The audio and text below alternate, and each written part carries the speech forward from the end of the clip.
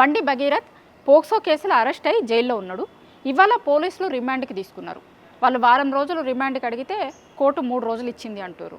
ఆయన దగ్గర నుంచేమో చాలా ఆధారాలు రాబట్టాల్సినవి ఉన్నాయి అని పోలీసులు చెప్తున్నారు.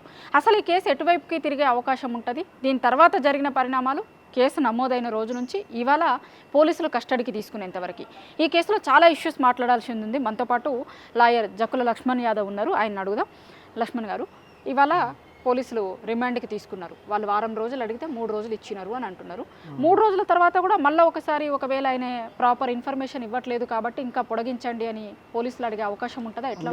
ఇలాంటి ఇప్పుడు ఈ పోక్సో ఏదైతే బిలో అబౌవ్ 10 years అంటే 20 years పడే నేరాలు ఏవైతే శిక్ష పడే నేరాలు ఉంటాయో ఇలాంటి నేరాలలో ఫస్ట్ టైం మనకు 3 days కస్టడీ ఇచ్చిన తర్వాత కస్టడీలో ఇంటరాగేషన్లో వీళ్ళు అనుకున్నటువంటి ఎవిడెన్స్ కానీ వీళ్ళ ఇంటరాగేషన్కి ఎవరైతే అక్యూజ్డ్ భగీరథ్ గారు ఉన్నారో తను సపోర్ట్ చేయనప్పుడు మళ్ళీ రిమాండ్ ఎక్స్టెన్షన్ చేయమని పిటిషన్ పెట్టే అవకాశం ఉంటుంది.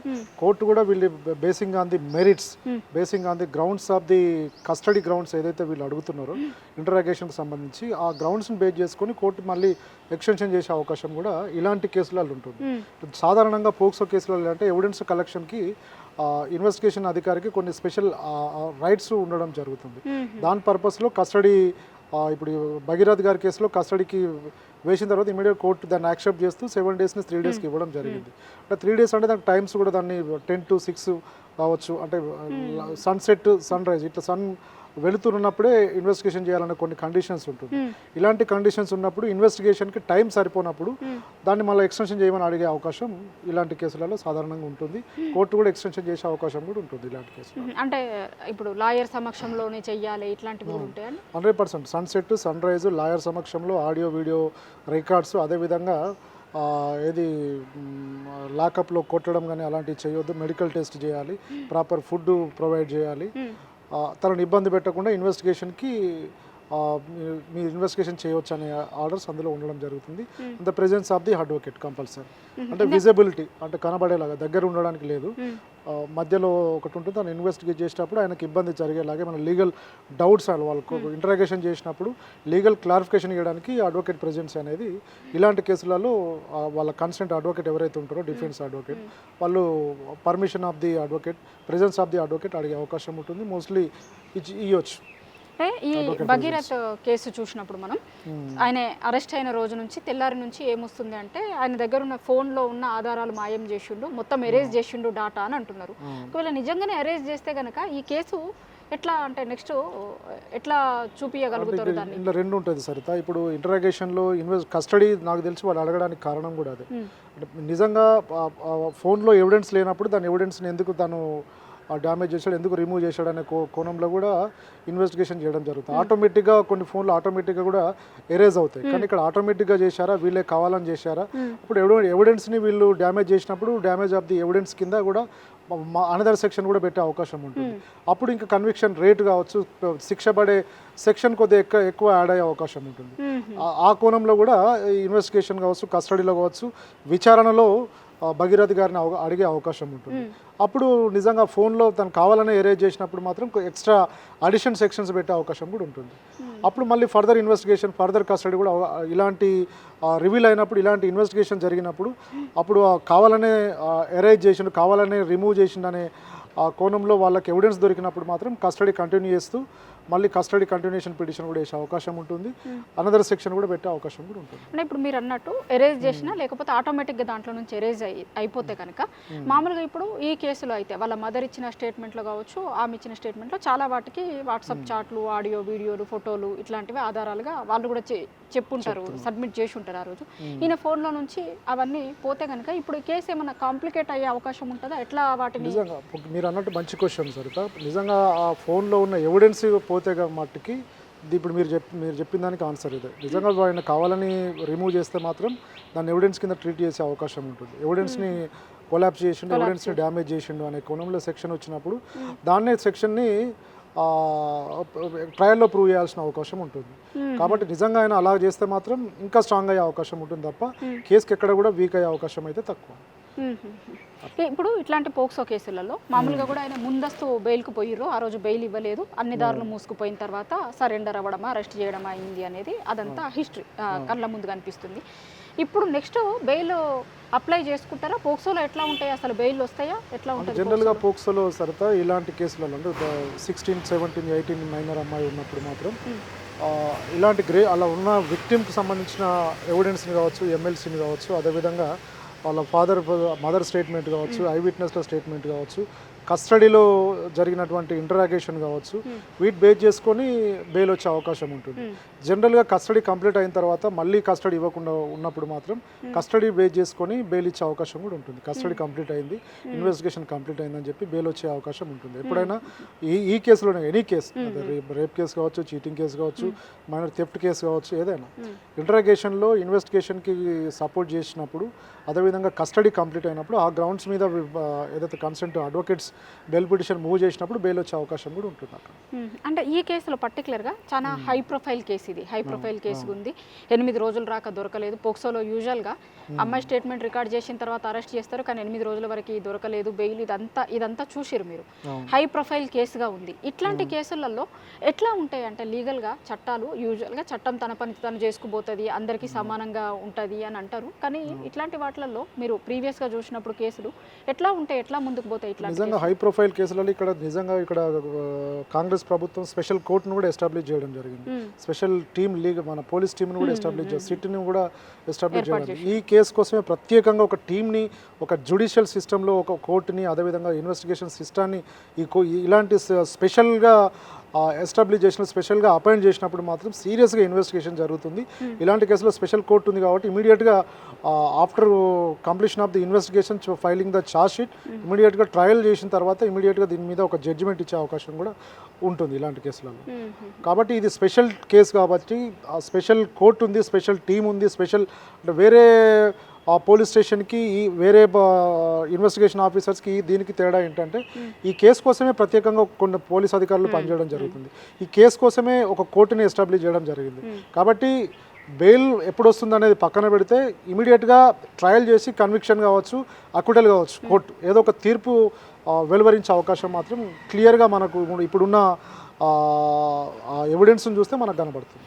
ఈ కేసులో ఇంకొకటి కూడా డిఫమేషన్, పరువు నష్టం అది చూస్తున్నాం మనం. దగ్గర 250 పేజీల ఒక డిఫమేషన్, దాదాపుగా మాట్లాడిన అన్ని ఛానళ్ళకి కావచ్చు, సోషల్ మీడియా హ్యాండిల్ విపరీతంగా అదంతా చూసుంటారు మీరు కూడా. ఈ కేసులో ఎట్లా ముందుకు పోతాయండి? ఈ డిఫమేషన్ ఎట్లా ఉంటుంది? జనరల్గా సివిల్ దావాలలో అంటే సివిల్ డిఫమేషన్లో పరువు నష్టం దావా వేసినప్పుడు సివిల్ దావాలు వేయచ్చు, క్రిమినల్ దావాలు వేయచ్చు. క్రిమినల్ దావాలలో మనం కేసు వేసిన వెంటనే మనకి స్టే వచ్చే అవకాశాలు తక్కువ ఉంటాయి. అందుకే ఎక్కువ మంది ఇలాంటి కేసులలో అంటే వాళ్ళ పేరు డ్యామేజ్ అవుతున్నప్పుడు కానీ, పరువు డ్యామేజ్ అవుతున్నప్పుడు కానీ సివిల్ కోర్టులను ఆశ్రయించే అవకాశం ఉంటుంది. ఇలాంటి బేసింగ్ అంది సిపిసి సివిల్ ప్రొసీజర్ కోడ్ ప్రకారం వాళ్ళ అంటే అత్యవసర పరిస్థితులు అంటే అత్యవసరంగా నా పేరు డ్యామేజ్ అవుతుంది సొసైటీలో కాబట్టి నాకు ఇమీడియట్గా ఇంజెక్షన్ ఆర్డర్ ఇవ్వమని చెప్పి గ్యాగ్ ఆర్డర్ కావచ్చు, ఇంజెక్షన్ ఆర్డర్ కావచ్చు, ఇలాంటి ఆర్డర్ ఇవ్వని కోర్టును రిక్వెస్ట్ చేసే అవకాశం ఉంటుంది. నిజంగా కోర్టులు ఇలాంటి బేసింగ్ అంది ఎవిడెన్స్ నిజంగా వాళ్ళ కోర్టుకి మనం సబ్మిట్ చేసిన ఎవిడెన్స్ని పేరు డ్యామేజ్ అవుతుందని క్లియర్గా కోర్టు నమ్మినప్పుడు వీడియో ప్రూఫ్ కావచ్చు, ఆడియో ప్రూఫ్ కావచ్చు, పేపర్ క్లిప్స్ కావచ్చు, అవి ఉన్నప్పుడు కోర్టు ఇమీడియట్గా సేమ్ డే ఆర్డర్ ఇచ్చే అవకాశం కూడా ఉంటుంది ఇలాంటి కేసులో. తర్వాత దీని మీద ట్రయల్ చేయడము, నోటీసులు పంపడము, వాళ్ళు వచ్చి దీన్ని ఛాలెంజ్ చేయడము, నిజంగా పేరు డ్యామేజ్ అయిందా లేదా అనేది కోర్టు ట్రయల్ 2-3 ఇయర్స్ ట్రయల్ తర్వాత తేలే అవకాశం ఉంటుంది ఇలాంటి కేసు. పరువు నష్టంతో పాటు గ్యాగ్ ఇంతకుముందు కూడా మీరు చెప్పారు.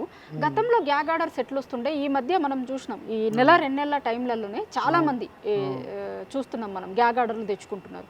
ఆ గతంలో ఎట్లుంటుండే గ్యాగ్ ఆర్డర్, ఇప్పుడు ఎట్లా ఉంది? నిజంగా సరిత ఇక్కడ బేసింగ్ అంది జడ్జిని బట్టి కూడా కొన్ని సందర్భాల్లో గ్యాగ్ ఆర్డర్లు కోర్టు ఇచ్చే సందర్భాలు మనకు ఉన్నాయి. గతంలో ఇలాంటి కేసులలో నిజంగా పేరు డ్యామేజ్ అవుతుందని, నిజంగా మీ పేరు ఇప్పుడు సరిత అనే పేరు నేను ప్రస్తావించినంత మాత్రాన ఆ పేరు డ్యామేజ్ అయిందని కాదు ఇక్కడ.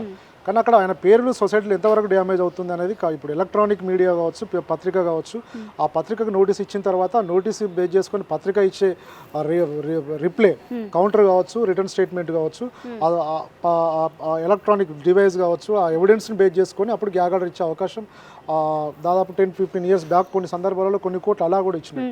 కానీ ఈ మధ్యలో చాలా వరకు సివిల్ కోర్ట్స్ జడ్జి అంటే description power of the court, ఆ కోర్టు కొన్ని సందర్భాల్లో ఇమీడియట్గా ఇంజెక్షన్ ఆర్డర్ మాకు ఇందులో మా పేరు ఇమీడియట్గా డ్యామేజ్ అవుతుంది కాబట్టి ఏదైతే సోషల్ మీడియాలో కావచ్చు, పేపర్లో కావచ్చు మా పేరును ప్రస్తావించకుండా మీరు ఆర్డర్ ఇవ్వమని చెప్పి అడిగినప్పుడు ఆ ఎవిడెన్స్ సబ్మిట్ చేసినప్పుడు సేమ్ డే గ్యాగ్ ఆర్డర్ కావచ్చు, ఇంజెక్షన్ ఆర్డర్ ఈ మధ్యలో హైదరాబాద్ కోర్ట్స్ ఇస్తున్నాయి. అంటే ఇది ఒక ప్రజాస్వామ్యంలో మామూలుగా మీడియాకి ఉన్న స్వేచ్ఛని కాలరాయడం కిందికి రాదండి. అంటే మీడియా చూపిస్తుంది దాన్ని, కానీ మీడియా ఛానళ్ళకి అసలు మీరు చూంచొద్దు, పేరు వాడొద్దు, వీడియోలు కూడా మొత్తం తీసేయాలి అని ఇట్లాంటి ఆర్డర్లు తీసుకొచ్చుకోవడం అంటే మీడియా స్వేచ్ఛను హరించడం కిందికి రాదా అది? ఇప్పుడు మనం చేయాల్సింది ఇప్పుడు మీకు చెప్పిన కదా సార్, ఎప్పుడైతే కన్సెంట్ డిపార్ట్మెంట్కి సంబంధించిన కన్సెంట్ పత్రిక కావచ్చు, ఎలక్ట్రానిక్ మీడియా కావచ్చు, నోటీస్ రిసీవ్ చేసుకున్న తర్వాత వాళ్ళు ఇచ్చే రిప్లై నిజంగా ఆర్టికల్ 20, 21, 22 ఫండమెంటల్ అంటే భావ ప్రకటన స్వేచ్ఛ, ఆ స్వేచ్ఛకు సంబంధించిన సుప్రీంకోర్టు, హైకోర్టు చాలా జడ్జిమెంట్స్ ఉన్నవి. ఇన్ఫర్మేషన్ టెక్నాలజీ యాక్ట్ కూడా ఉన్నది. దాని ప్రకారం మనం మన మన మన మన ఏదైతే ఈ వ్యక్తుల గురించి ఇప్పుడు ఇలాంటి కేసులలో గ్యాగ్ ఆర్డర్కి సంబంధించి, డిఫమేషన్కి సంబంధించి, ఇలాంటి కోర్టులలో వేసిన కేసులకు సంబంధించి భావ ప్రకటన సుప్రీంకోర్టు జడ్జిమెంట్స్ని కోర్టు చేస్తూ మనం కోర్టులో సబ్మిట్ చేసినప్పుడు కోర్టు దాన్ని ఇంజెక్షన్ ఆర్డర్ కావచ్చు, గ్యాగ్ ఆర్డర్ కావచ్చు క్యాన్సిల్ చేసే సందర్భాలు కూడా ఉన్నవి. అలాంటివి నిజంగా మీడియా వాళ్ళు చేస్తే చాలా బాగుంటుంది, ఛాలెంజ్ చేయవచ్చు. ఈవెన్ దాన్ని రిమూవ్ చేయమని చెప్పి ఏదైతే గ్యాగ్ ఆర్డర్ని కూడా మనం అప్పీల్ చేసుకోవచ్చు. అదే కోర్టులో ఆర్డర్ని వెకేట్ చేయమని చెప్పి కూడా పిటిషన్ కూడా ఇవ్వచ్చు. ఎవరైతే రెస్పాండెంట్స్ ఉన్నారో, ఎవరైతే నోటీస్ రిసీవ్ చేసుకున్నారో ఇవ్వచ్చు ఇమీడియట్గా. కోర్టు కూడా యాక్సెప్ట్ చేయకుండా దాన్ని అలాగే ఉంచితే మళ్ళీ దాన్ని అప్పీల్ కూడా చేసుకోవచ్చు. అవి అలా డిస్మిస్ అయిన సందర్భాలు ఉన్నాయి, క్యాన్సిల్ అయిన సందర్భాలు కూడా ఉన్నాయి. నిజంగా పేరు డ్యామేజ్గా మా భావ ప్రకటన స్వేచ్ఛ, అది రాజ్యాంగం ఇచ్చిన హక్కు. అది నిజంగా మేము ఒక వ్యక్తి పేరును మేము కావాలని డ్యామేజ్ చేయట్లేదు. అది ఒక కేసులో ప్రస్తావించినప్పుడు దాన్ని మా పేరును మాత్రమే ప్రస్తావించడం జరిగింది. దాన్ని ఎక్కడ కూడా వాళ్ళ డిఫేమ్, వాళ్ళ పరువుకు నష్టం జరిగేలాగా మేము ప్రవర్తించలేదు. మా వీడియో కానీ, మా ఆడియో కానీ, మా పత్రిక కానీ అలా దానికి సంబంధించి ఎలాంటి ఎవిడెన్స్ వాళ్ళ కోర్టులో సబ్మిట్ చేయలేదు. మా దగ్గర ఉన్న ఎవిడెన్స్ ఇదని చెప్పి మనం కౌంటర్ కానీ రిటర్న్ స్టేట్మెంట్ సబ్మిట్ చేసినప్పుడు కోర్టు దాన్ని క్యాన్సిల్ చేసే అవకాశం కూడా ఉంటుంది. క్యాన్సిల్ అయిన సందర్భాలు కూడా చాలా వరకు సివిల్ కోర్టులు కావచ్చు, హైకోర్టులు కావచ్చు, సుప్రీంకోర్టు కావచ్చు క్యాన్సిల్ చేస్తూ కన్సెంట్ ఒక జడ్జిమెంట్స్ కూడా ఇచ్చినవి. ఎక్కడ కూడా మీడియా ప్రతినిధుల వాళ్ళ రైట్ అంటే ప్రభుత్వాన్ని ప్రశ్నించడం కావచ్చు, తప్పుడు విక్టిమ్స్ బాధితుల పక్షాన నిలబడే స్వేచ్ఛ మీడియా ప్రతినిధులకు ఉన్నది. ఇలాంటి వాటిని మీరు గ్యాగ్ ఆర్డర్లు ఇచ్చి ఇలా ఏదైతే ఇంజక్షన్లు ఇచ్చి కానీ వాళ్ళ మీద కేసులు పెట్టి కానీ పెట్టడం కరెక్ట్ కాదు. వాళ్ళ పత్రికా స్వేచ్ఛను, మీడియా స్వేచ్ఛను హరించినట్టు అవుతుందని సుప్రీంకోర్టు చాలా సందర్భాలలో మంచి జడ్జిమెంట్స్ ఇచ్చినవి. ఆ జడ్జిమెంట్స్ని మనం బేస్ చేసుకొని ఇక్కడ రిటర్న్ స్టేట్మెంట్ ఫైల్ చేసినప్పుడు, కౌంటర్ ఫైల్ చేసినప్పుడు ఇలాంటి ఆర్డర్లు క్యాన్సిల్ అయ్యే అవకాశం కూడా ఉంటుంది. మళ్ళీ బ్యాక్ టు బండి భగీరథ్కి వస్తే, ఆయన మీద కేసు ఫైల్ అయిన రోజు ఉన్న సెక్షన్లు వేరు, తర్వాత వాళ్ళ మదర్ స్టేట్మెంట్ తర్వాత వచ్చిన సెక్షన్లు వేరు. ఆయనని అరెస్ట్ చేసిన తర్వాత ఈ ఫోన్లు డ్యామేజ్ అయింది, దాంట్లో ఉన్న ఇన్ఫర్మేషన్ అంతా కూడా ఎరేజ్ చేసిరు అనే దాంతో ఇంకా కొన్ని సెక్షన్లు పెట్టినారు అని చెప్తున్నారు. అన్ని సెక్షన్లు అంతా మీరు ఫాలో అవుతూ వస్తున్నారు ఈ కేసును ఫస్ట్ నుంచి కూడా. ఈ కేసులో నార్మల్గా నేరం నిరూపిస్తే కనుక ఎట్లాంటి శిక్షలు పడే అవకాశం ఉంటుంది? ఇక్కడ సరిత రెండు రకాలుగా మీరు అన్నట్టు ఫస్ట్ నుంచి నేను ఇప్పుడు కరీంనగర్లో బీఆర్ఎస్ నా పార్టీ కార్యకర్తల దాడికి సంబంధించిన కేసులో చిన్న సెక్షన్లు పెట్టారు. ఇప్పటి వరకు ఎఫ్ఐఆర్ కూడా మేము ఇచ్చిన కంప్లైంట్లో ఇప్పటి వరకు ఎఫ్ఐఆర్ ఇచ్చిన దాఖలా లేదు. మనం we are the victims, BRS party కార్యకర్తలు ఇచ్చిన కంప్లైంట్ డైరెక్ట్ ఆఫీసుల మీద దాడి చేసి, వ్యక్తుల మీద దాడి చేసి, కార్ల మీద దాడి చేస్తే ఇప్పటి వరకు అరెస్ట్ లేదు. కానీ ఇక్కడ ఒక బాధితురాలు తనను మానసికంగా కావచ్చు, శారీరకంగా వాడుకున్న ఒక వ్యక్తి వాడుకున్నని చెప్పి తను ఒక పోక్సో, ఒక మైనర్గా ఉన్న అమ్మాయి ఒక కంప్లైంట్ ఇచ్చినప్పుడు పెట్టిన సెక్షన్లు మనం చూస్తే నిజంగా మరి సామాన్యులకు ఒక రకంగా సెక్షన్లు పెడుతున్నారు. మీరు పోక్సో కేసులో భారతదేశ వ్యాప్తంగా మీరు చూడండి, దాదాపు పేద వర్గాలకు సంబంధించిన వాళ్ళే, ఎస్సీ, ఎస్టీ, బీసీ వర్గాలే నాకు తెలిసి ఇలాంటి కేసులలో కన్విక్షన్ ఎక్కువ పడుతున్నాయి, వాళ్ళే జైలుకి వెళ్ళడం జరుగుతుంది. నిజంగా ఇలాంటి కేసులో ఇప్పుడు భగీరథ్ గారి కేసు చూసుకుంటే పోలీసులు పెట్టిన ఎఫ్ఐఆర్ ఏవైతే below 5 years, Arunesh Kumar judgement ద్వారా స్టేషన్ బెయిల్ కూడా ఇవ్వచ్చు పోలీస్ అధికారి అనుకుంటే. నిజంగా ఆ సెక్షన్లు ఎందుకు పెట్టారు? మళ్ళీ వాళ్ళ మీడియా ప్రెజర్ వల్ల కావచ్చు, బీఆర్ఎస్ పార్టీ చేస్తున్నటువంటి బాధితురాల పక్షాలను నిలబడే ఉద్యమం కావచ్చు, ఆర్ఎస్పీ లాంటి ఒక మేధావులు చేస్తున్నటువంటి అంటే క్వశ్చన్ చేస్తున్నటువంటి అంటే లీగల్గా క్వశ్చన్ చేస్తున్నారు. ఇలాంటి ప్రెజర్ వల్ల మళ్ళీ విక్టిమ్ మదర్ విక్టిమ్ స్టేట్మెంట్ చేసుకొని కొన్ని సెక్షన్స్ యాడ్ చేయడం జరిగింది. సెక్షన్ 6 అది 20 years కన్విక్షన్ అంటే శిక్ష పడేటువంటి సెక్షన్. అది ముందే ఎందుకు చేయలేదు, ఇప్పుడే ఎందుకు చేస్తున్నారు అంటే ఒక వ్యక్తికి, ఒక బాధితురాలకు మద్దతును బట్టి ఈరోజు ఇన్వెస్టిగేషన్ ప్రాసెస్ జరుగుతుందని మనకు కనబడుతుంది. అదే రేవంత్ రెడ్డి గారు ముందే ఎందుకు మరి సిట్ను అపాయింట్ చేయలేదు? ఈ ప్రెజర్ పెట్టిన తర్వాత ప్రతిపక్షాలు బాధితురాలు పక్షాలు నిలబడ్డ తర్వాత స్పెషల్ కోర్టును పెట్టడం, కొత్త సెక్షన్లు యాడ్ చేయడం, అదేవిధంగా స్పెషల్ ప్రాసిక్యూషన్ కూడా దీనిలో ఎస్టాబ్లిష్ చేయడం జరిగింది. నిజంగా ఇలాంటివి ముందే చేస్తే ఎఫ్ఐఆర్ పెట్టిన వెంటనే సెక్షన్ 6 యాడ్ చేసినట్టయితే ఇంకా బాగుండేదని మాకు అనిపిస్తుంది. ఒక లీగల్గా మనం ఇప్పుడు వాళ్ళకి అయితే భగీరథ తరపున న్యాయవాదులకి ఇవి క్వశ్చన్ అవుతుంది. ఇప్పుడు వాళ్ళు హైకోర్టులో వాదించినప్పుడు జడ్జి గారికి క్లియర్గా చెప్పడం జరిగింది. ఏదైతే ఎఫ్ఐఆర్లో ఉన్న basing on the FIR ingredients, basing on the fact of the complaint, all are below 7 years sections. కాబట్టి అరుణేష్ కుమార్ జడ్జిమెంట్స్ ప్రకారం మీరు 41 ఫాలో అవ్వమని చెప్పి డైరెక్షన్ ఇవ్వచ్చు అని కోర్టును వాళ్ళు రిక్వెస్ట్ చేశారు. అప్పటికి పోలీసు వాళ్ళు చెప్తున్నారు ఆల్రెడీ మేము ఆల్టర్ చేసాం సో సెక్షన్ అని చెప్పి. కానీ ఎఫ్ఐఆర్ బేస్ చేసుకొని కోర్టు నిజంగా ఆర్డర్ ఇచ్చినట్టు ఈరోజు పరిస్థితి వేరే ఉండదు. ఎందుకంటే ఇక్కడ సీరియస్గా అమ్మాయి పక్షాన కొంత ఎవిడెన్స్ ఉంది కాబట్టి ఆ ఎవిడెన్స్ బేస్ చేసుకొని బెయిల్ డిస్మిస్ చేసినట్టు మనకు కనబడుతుంది. ఓవరాల్గా ఇప్పుడు పోలీసులు రిమాండ్కి అడిగారు, ఆయన జైలుకు పోయి 10 రోజులు అవుతుంది, రెండు వైపులా కేసు నడుస్తుంది. ఫైనల్గా ఎట్లా ఉంటుంది ఈ కేసులో, ఇట్లాంటి కేసులలో?